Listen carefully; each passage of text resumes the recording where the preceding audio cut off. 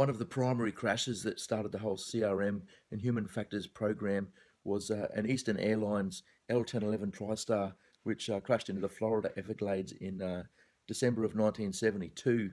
The aircraft at the time was only 4 months old. It was a brand new aircraft for the airline. Three pilots, two flight attendants, and 96 of the passengers unfortunately perished in an accident. However, 75 packs and crew did actually survive the crash. Basically, here's the rundown on what happened.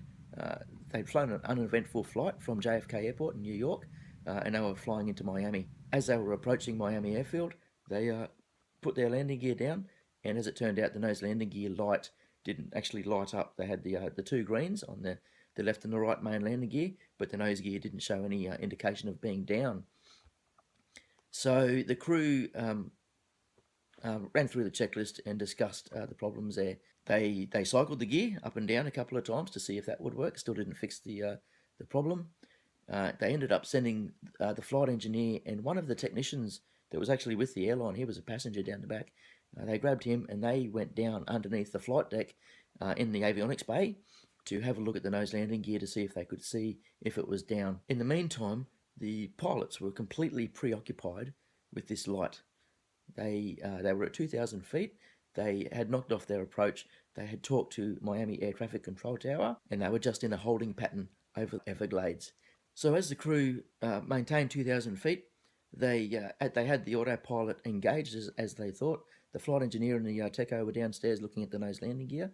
As the crew turned through 180 degrees in their holding pattern, the captain realised that they weren't at their assigned altitude of 2,000 feet. That's when a bit of confusion started in the flight deck. The captain and the co-pilot started talking to each other and saying, "How come we're not at 2,000 feet? What's going on?" There was that confusion. Meanwhile, the altitude alerts were actually going off, but they were going off in the flight engineer's headset. Like I told you before, the flight engineer was off headset and he was underneath in the avionics bay checking the nose landing gear and wasn't back yet.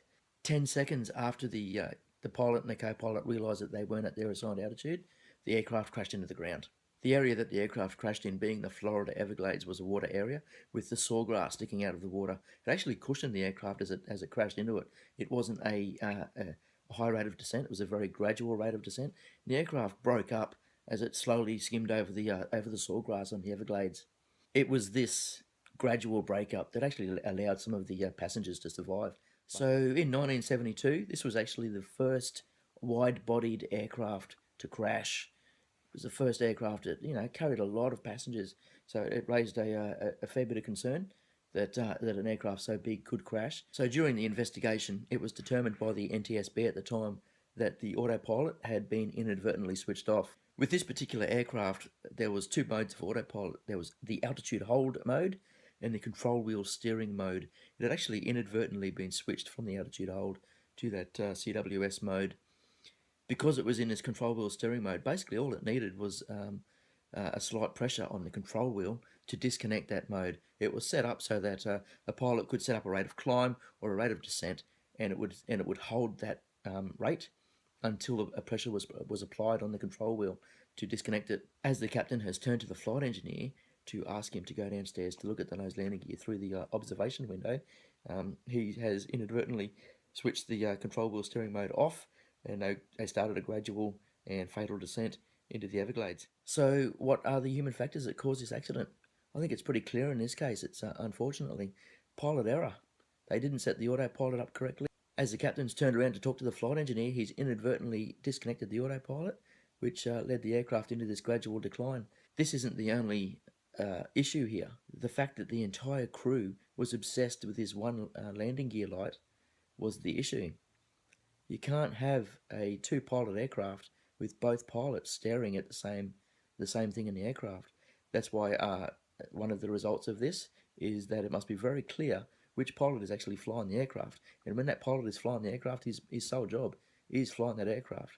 If a fault occurs, they go through it, but his primary aim is to maintain control of that aircraft. The terrible thing about this accident is that the entire time that this was going on, the reason that nose landing gear light was coming on was just because of a broken bulb. It had a blown bulb, and that caused this crash, killing all of those people on board. So as far as human factors goes, the highlights are situational awareness, Crew resource management, managing your crew to make sure you can still fly that aircraft while you deal with the problem. That is crew resource management at its basic level. That's what it's all about. Another human factor is distraction. It is so easy to get distracted doing what you're doing and forgetting about your primary job. The crew on this particular flight was a very experienced crew. Even though they'd only had the L-1011 for 4 months, the captain had 29,700 flying hours on various types of aircraft. He had 280 hours on the L-1011. The first officer, he had 5,800 hours, where the flight engineer had 15,700 hours. That's a lot of years of experience in that flight deck, and unfortunately, they let a new system get in the way of doing their primary job. If that exact same problem had happened on a previous aircraft type that they had flown, it probably would have been a different result. They were so preoccupied with the fact that this was a new aircraft, a new system that they were dealing with, and they were trying to figure it out, probably for the benefit of other crew members, so they could work it out in the future. That caused this problem and caused this crash. So a couple of things that came out of this from the NTSB report was the first main one was CRM. Cockpit resource management, as it was called at the time, was born from this incident. It was realised that if they had resourcefully used their skills in the cockpit, this wouldn't have happened. Another recommendation that came out of this crash was the fitment of flashlights and 5-point safety harnesses at all flight attendant stations. As it turned out, after the aircraft stopped in the Everglades, some of the passengers and crew were still alive. They didn't have any flashlights, and it was obviously close to midnight, so that didn't help them. They actually ended up singing Christmas carols in the Everglades, the survivors, to gain the attention of the rescuers. Who actually, there was a few rescuers out there, a couple of guys fishing, who were able to come and help them out.